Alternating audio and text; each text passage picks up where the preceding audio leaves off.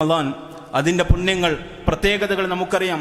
സ്വർഗ കവാടങ്ങൾ തുറക്കപ്പെടുന്ന, നരക കവാടങ്ങൾ അടക്കപ്പെട്ടിട്ടുള്ള, പിശാചുക്കൾ ബന്ധനസ്ഥരാക്കപ്പെട്ടിട്ടുള്ള ഈ ഒരു മാസം എന്തുകൊണ്ടും നന്മയിലേക്ക് മുന്നിടുവാനും നന്മകൾ അധികം പ്രവർത്തിക്കുവാനും ഇബാദത്തുകളിൽ മുഴുകുവാനുമുള്ള എല്ലാ നിലക്കുമുള്ള അനുഗ്രഹവും സാഹചര്യവും റബ്ബ് നമുക്ക് ഒരുക്കി തന്നിട്ടുള്ള മാസമാണ്, സമയമാണ് എന്നുള്ളത് നമ്മൾ മനസ്സിലാക്കേണ്ടതുണ്ട്.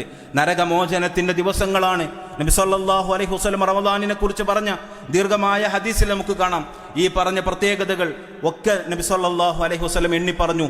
റമദാനിന്റെ ഓരോ രാത്രിയിലും നരകമോചനമുണ്ട്. അനേകം ആളുകളെ അല്ലാഹു സുബ്ഹാനഹു തആല ഓരോ രാത്രിയിലും റമദാനിൽ നിന്ന് നരകമോചിതരാക്കുന്നു എന്ന് റസൂലുള്ളാഹി സ്വല്ലല്ലാഹു അലൈഹി വസല്ലം ഉണർത്തുകയാണ്. എന്നിട്ട് പ്രവാചകൻ സ്വല്ലല്ലാഹു അലൈഹി വസല്ലം പറഞ്ഞു, റമദാനിന്റെ 1-ാമത്തെ രാത്രി മുതൽ ഈ ഒരു കാര്യമുണ്ട് എന്നുള്ളതാണ്. ആ നിലയ്ക്ക് എല്ലാ ദിവസങ്ങളും വിലപ്പെട്ടതാണ്, എല്ലാ ദിവസങ്ങളും പ്രധാനപ്പെട്ടതാണ്. ഈ റമദാനിന്റെ രാത്രികൾ, പകലുകൾ അത് നമുക്ക് കടന്നു പോകുമ്പോൾ സ്വർഗത്തിന്റെ ആളുകളായി മാറാൻ, നരകമോചനം ലഭിക്കുന്ന ആളുകളായി മാറാൻ നമുക്ക് സാധ്യമാകേണ്ടതുണ്ട്.